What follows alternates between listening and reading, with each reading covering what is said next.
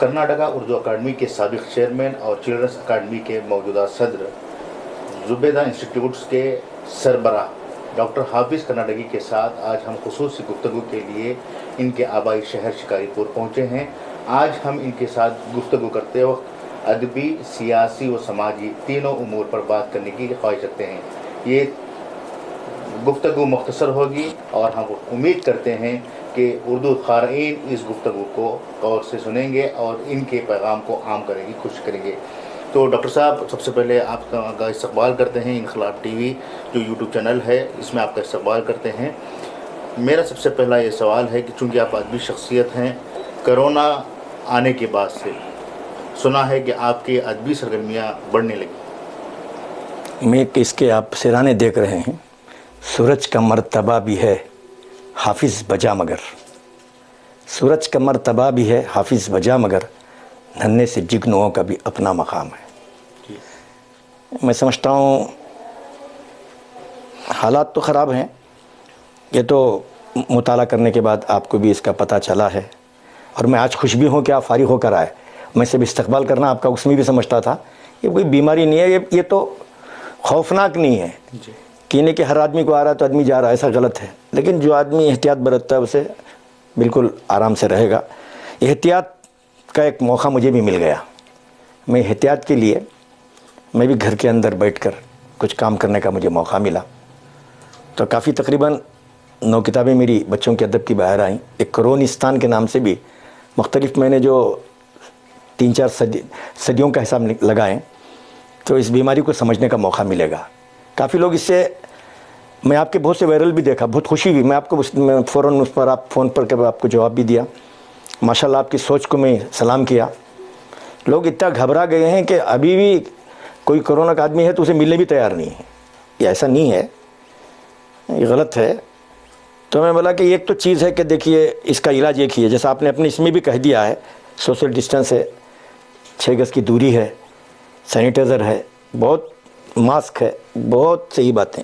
बस इसको रखकर मैं अपना काम कर रहा हूँ, अपने तख्लीकी सफ़र को जारी रखा हूँ। पूरे हिंदुस्तान से राबिते भी हैं। अफसोस भी हो रहा है, उलमा किराम की भी बहुत मौत हो रही है, बहुत से अदीब लोग भी जा रहे हैं। मतलब ये है कि सोचना नहीं है, बस दुआ करते रहना उनके हक़ में बस। जी, इस वक्त जो आपकी अदबी सरगर्मियाँ हैं वो कर्नाटका उर्दू अकादमी से बिल्कुल हटकर हैं। एक अकादमी का मुकाम रखते हुए आप काम कर रहे हैं, जबकि क़यास आ रही की जा रही हैं कि आप दोबारा कर्नाटका उर्दू अकादमी से जुड़ने वाले हैं, वहाँ के चेयरमैन होने वाले हैं।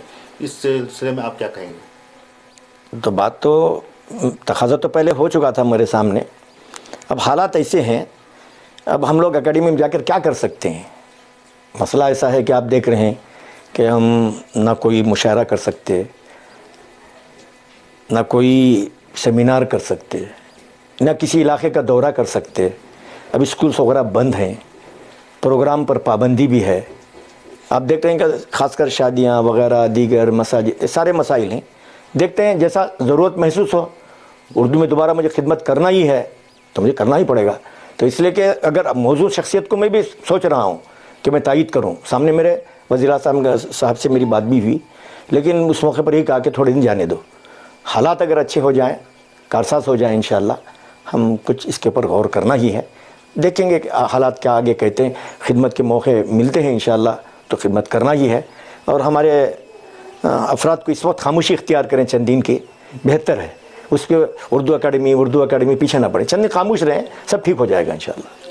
हालांकि उर्दू अकादमी में इस वक्त रजिस्ट्रार मौजूद हैं, बावजूद इसके वहाँ का बजट ना के बराबर है। वहाँ की तख्लीकी जो सरगर्मियाँ थी, आपके दौर में जो रिसाले जारी हुए थे वो तमाम बंद हो चुके हैं, जबकि उर्दू अकादमी में बाकायदा स्टाफ भी है वहाँ पर काम करने वाला।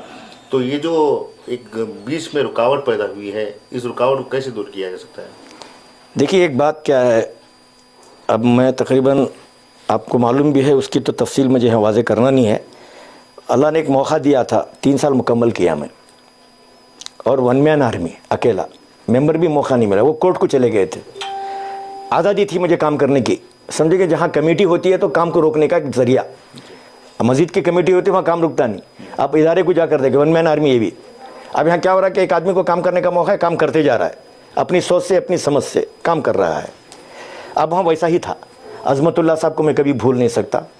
वो अब इस वक्त अच्छे ओहदे पे फाइज भी हैं, उस ज़माने में वो DC ग्रेड के आदमी हैं, और वो उनका भी साथ था। और अस्कार रिसाला निकलता था, और आपको मालूम है वो ऐसा रिसाला है कि पूरी उर्दू दुनिया में बहुत दूर तक भी गया है। अब नाम नहीं लेता मालिक का भी, अभी भी फ़ोन आते हैं मुझे, बहुत अच्छा रहा। उसके बाद अदब अतफ़ाल पर मैंने एक रिसाला भी निकाला, और वहाँ से सदाए अतफ़ाल के नाम से भी निकला, दुख्तरान कर्नाटक के नाम से भी निकला, और ख़बरनामा के नाम से भी हम निकाल लेते थे। अदीब बोल के एक रिसाला निकलता था।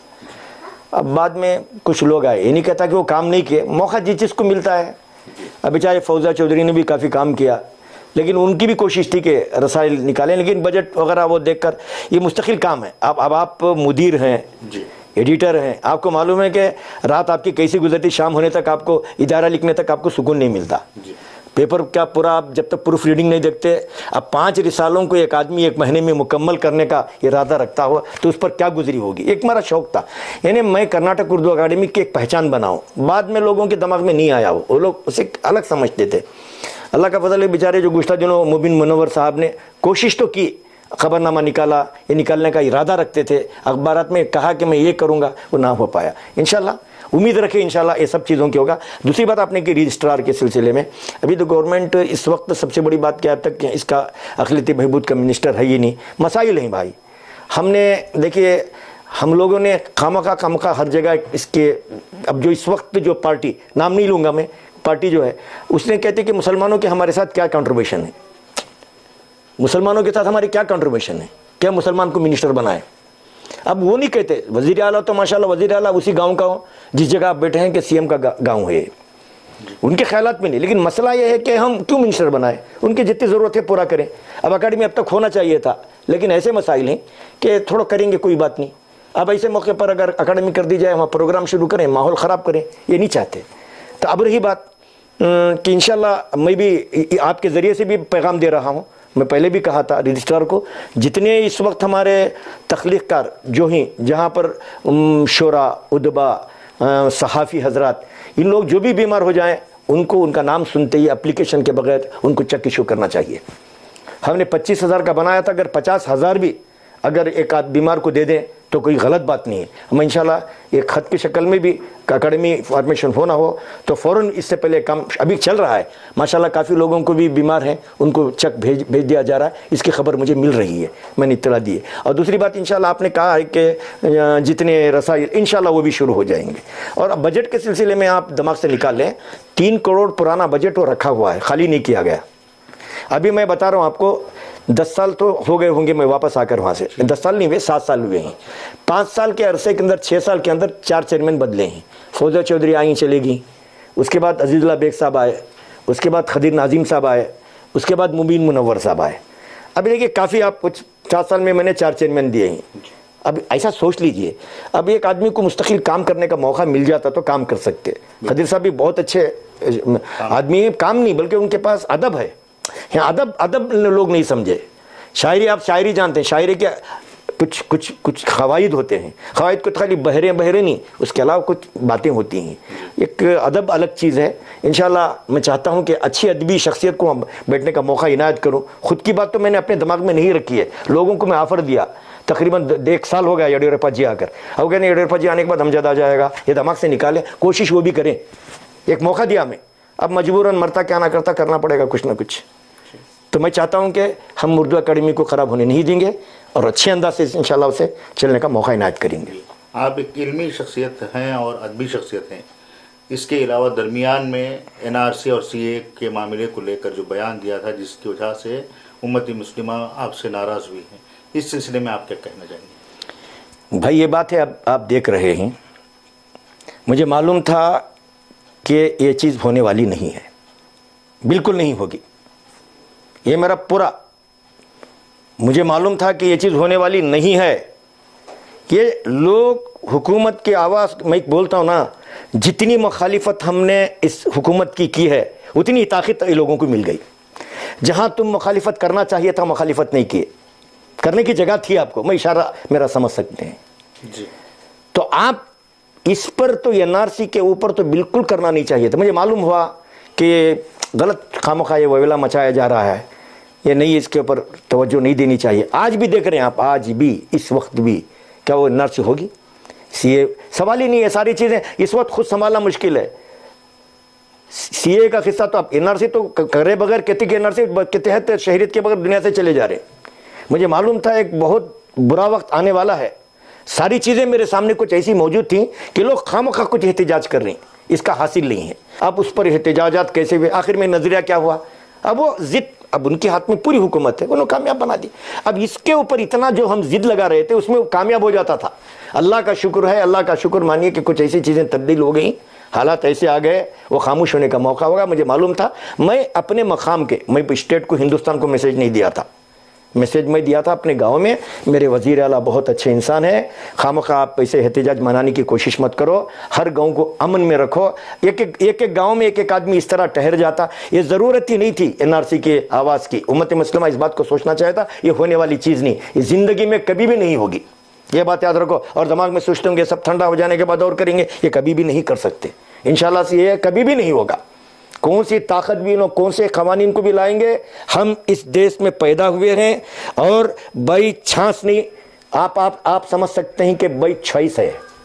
हम तो, आप ये आवाज़ सुनते आ रहे हैं आप, हम तो, हमारे आबो अजदाद ने अपनी कुर्बानी दी है। हम जाना तो जा सकते थे, हमारे आबो अजदाद, अरे वो छोड़िए, वहाँ के जाते थे, हम तो रुकते थे। ये हिंदुस्तान ऐसा है, ये तमाम धर्मों का मुल्क है। ये इसमें हमारे लोगों को, वो कोयम्पू की वो चीज़ को ये लोग उस नहीं मानते, सर्व जनांगद शांति अतोटा। उसने कहा है, वो पढ़ लो उसे अच्छी तरह, सर्व जनांगद शांति, सर्व जनांगद अल्लाह एनआरसी आग मंत्री। ये नहीं होगा भाई, ये हमारे लोग दानिशमंदाना रवैया इख्तियार करें।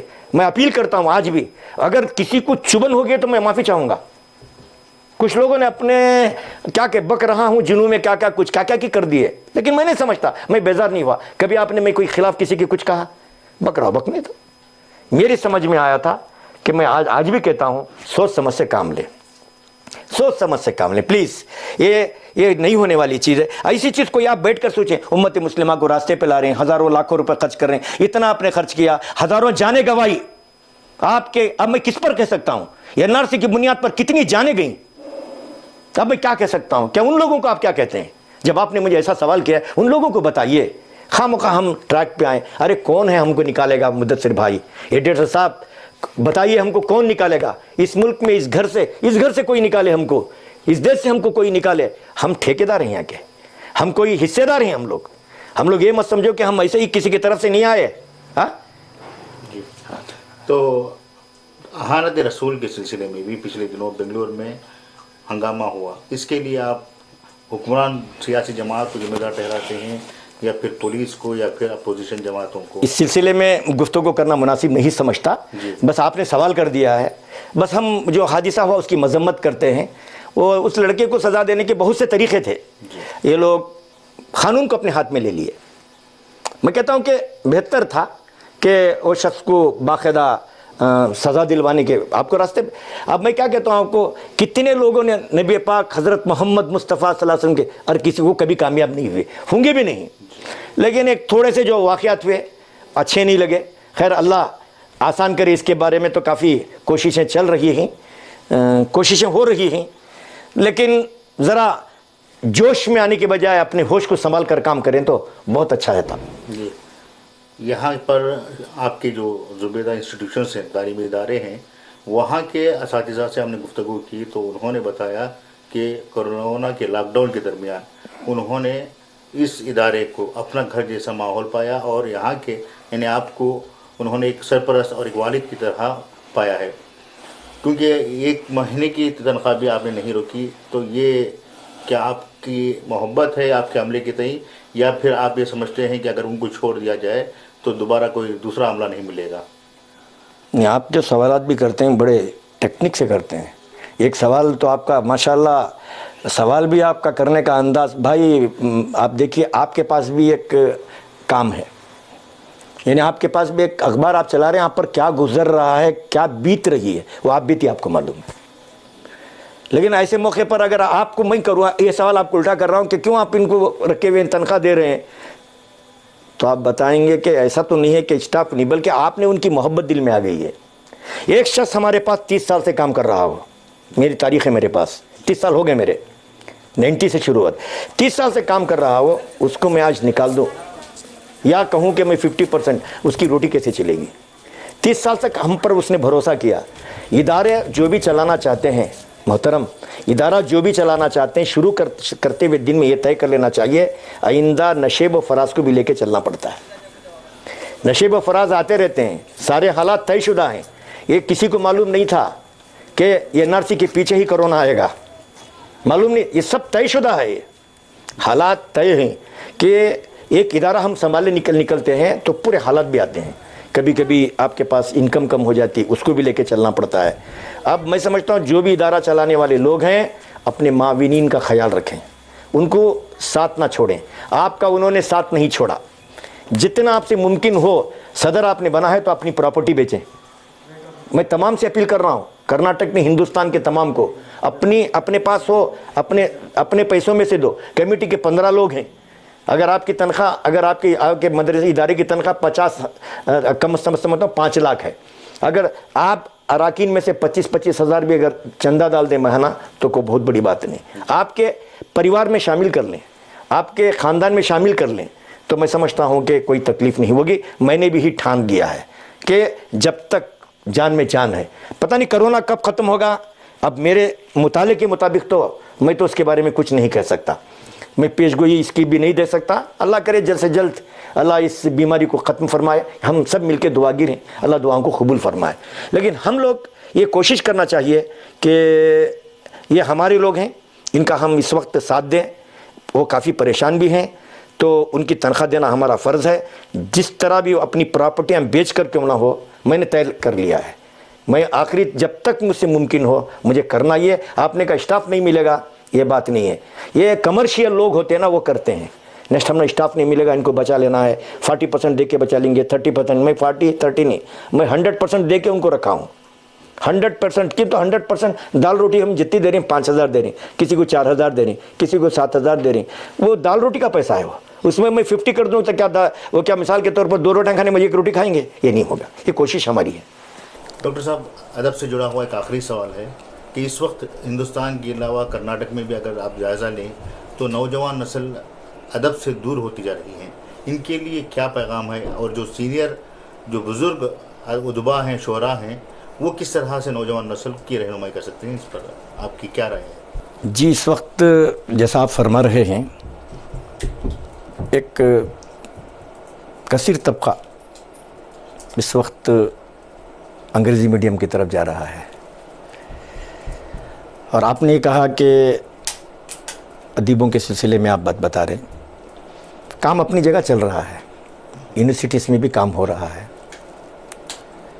ऐसा कुछ नहीं है कि जैसा आप, मैं समझता हूँ कि जितना अब जो इस वक्त है हाल सब ठीक है, इतना भी आप इस वक्त अब हमारी नज़र जो है पूरे हिंदुस्तान पर रहती है, मुख्तलिफ रसाइल पर रहती है।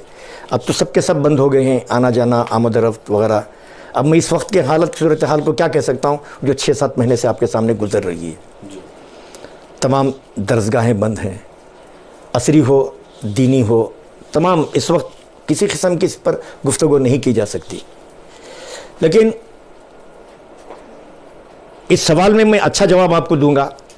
एक हमारी नज़र, ये सब हालात जितने हमने नज़र डाले, एनआरसी पे हो, दीगर हो, काश तलाक हो, एजुकेशन पॉलिसी 19 में इन्होंने इस पर एक आवाज़ उठाई थी, कुछ तब्दीलियां ला रही हैं सेंट्रल पॉलिसी। इस पे कम से कम थोड़ी गुफ्तगू होती, हर जगह बहुत फ़ायदा होता। लग रहा है कि वो पॉलिसी शायद मंजर आम पर आ गई है। अब लगता है कि आइंदा इंशाल्लाह जी उसमें सरासर सीधे तरीके से उर्दू को अब मैं कह रहा हूँ ना, देखिए कि अब मैं नाम नहीं लेता, जितने इख्तिदार पर बड़े बड़े लोग हैं जो मिनिस्टर किस्म के नाम, किसी के गिनवाने की ज़रूरत नहीं, वो यहाँ के एजुकेशन मिनिस्टर भी बन चुके हैं। उनकी पॉलिसी क्या थी कि उर्दू पर उन्होंने उतना जोर नहीं दिया, खुद ज़बान से निकला, उर्दू बंद करना जी, इंग्लिश मीडियम्स के पर तवज्जो करें। खुद तुम्हारे, अब नाम में नहीं लूँगा इसलिए कि उनकी तरफ से मुझे सवाल शुरू हो जाएंगे। अब मैं क्या कहता हूँ, इन लोगों के दिमाग में सारी चीज़ें बैठी हुई हैं। उस मौके पर भी बाकायदा वज़ीर आज़म की तरफ से हर वो 35 साल 2035 तक होने वाला भी एक लायामल है, मुकम्मल इसका मसवदा तैयार है।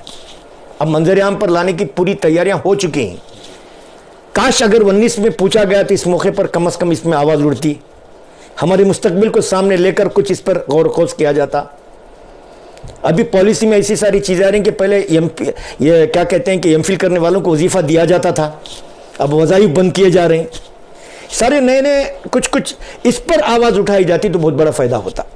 तो अभी भी मौका है, खामोश बैठने की ज़रूरत नहीं है। तकरीबन पार हो चुका है अभी मरहला। ये ज़्यादा एहतजाज करने के बजाय थोड़ा गौर व के दानिश्वरान हो सकता है कि वज़ीर आज़म से मिलने का मौका इनायत कर लें, या एजुकेशन मिनिस्टर्स को जाके मिल के बैठ के इस पर आप नज़र षानी करें। रीजनल लैंग्वेज को उन्होंने तक़वियत दी है, जैसे कि कन्नड़ा लैंग्वेज रियासत की उसमें शामिल हो जाएगी उनकी पॉलिसी में तेलुगु पॉलिसी में पास हो जाएगी, रियासत के लोग खामोश हो जाएंगे। अब जैसे कि आपको बंगाल शाम, अब उर्दू कहाँ चली गई, सिवाय कश्मीर के कहीं उर्दू मादरी ज़बान नहीं है। अभी हमारे लिए मसला बना हुआ है, इसके लिए इस पर आवाज़ उठानी चाहिए। अगर ये सब हो गया तो कुछ बाकी रहेगा, आपने कहा, वरना उर्दू आइंदा दबिस्तान की शक्ल में रह जाएगा, बस एक दबिस्तान बन के रह जाएगा। बस हम किताब लिख रहे हैं, किताबें आपने कहा लिखे हो, किताबें चले जाएंगे, कल पढ़ने वाला भी कोई नहीं रहेगा। इसके लिए थोड़ा सा अभी भी मौका है गौर करने का लोगों को। मैं ये नहीं कहता कि आप उन चीज़ों पर, जो चीज़ों पर कभी भी कुछ नहीं होने वाला है, ये जितना भी जो कुछ चेंज करें, लेकिन इस पर जोर देने की ज़रूरत है। वो प्यारी मादरी ज़बान, चहती ज़बान, जो अपनी माँ की ज़बान, जो दुलारी ज़बान, जिस ज़बान से हमने दीन को जाना, जिस ज़बान से हमने मज़हब को समझा, जिस ज़बान से हमने अल्लाह का खौफ पैदा किया, जिस ज़बान के ज़रिए से हमने कुरान की तफसीर को हमने जाना, तो उस ज़बान के ऊपर अभी भी हम सबको ध्यान देने की ज़रूरत है, गौर व खोज करने की ज़रूरत है। इसमें मैं अपील भी करता हूँ उलमाए किराम से, दानिश्वरों से, अदीबों से। अब खामोश बैठकर करने से कुछ नहीं होने वाला है। अब इस पर अभी भी मौका है, अपनी तहरीर को, अपने कलम को गरमाएं, तेज़ करें। आपका अखबार का भी बहुत ममनून हो कि माशाल्लाह इस जगह, इस मल्लाड़ में, ये ऐसी जगह जहाँ पर आप इतना बड़ा काम, एक मुद्दत पार कर लिया, आप एक दहाई ख़त्म कर लिया, आपने इतना बड़ा काम किया, तो मैं आपका भी बहुत ममनून हूँ, पढ़ते रहता हूँ। और आपकी मेहनतों को अल्लाह कामयाब करे। आपका साथ भी लोग देना चाहिए। और ख़ुद आप, अब उर्दू का तो छोड़ दीजिए, आप एक अखबार चला रहे हैं तो आप पर क्या हालात आते हैं, इन सारी चीज़ों पर भी सब नज़र रखना चाहिए। हम खुद सब मिलकर उर्दू ज़बान, उर्दू अखबारात को, उर्दू किताबों को, उर्दू स्कूलों को अब तक़वियत देने के लिए क्या करना, वो भी करना चाहिए। इस वक्त कौमी पॉलिसी जो हो रही है, इस पर चौकस होकर तैयार रहना चाहिए, हम आगे क्या करना है। रोज़ाना आज के इनकलाब टीवी से अपने गुफ्तगू की है, अपने ख़यालात का इजहार किया है, इसके लिए हम ममनून हैं और उम्मीद करते हैं कि आप आगे चलकर मुस्तक़बिल में भी अब तक जिस तरह से कौम और मिल्लत के लिए, ज़बान के लिए काम करते रहे हैं, इसे आप बरकरार रखेंगे। शुक्रिया, जज़ाकल्लाह खैरा। हाफिज़ कर्नाटकी, शुक्रिया, जज़ाकल्लाह। तवील हमने गुफ्तगू की, बहुत सारे अहम सवालात किए जिनका उन्होंने जवाब भी दिया है और उम्मीद करते हैं कि ये जवाबात क़ारीन के लिए, सामाईन के लिए जो है तसल्ली बख्श होंगे। हम नई गुफ्तगू के साथ, नए मेहमान के साथ दोबारा आपके सामने पेश होंगे। इजाज़त दीजिए, शुक्रिया।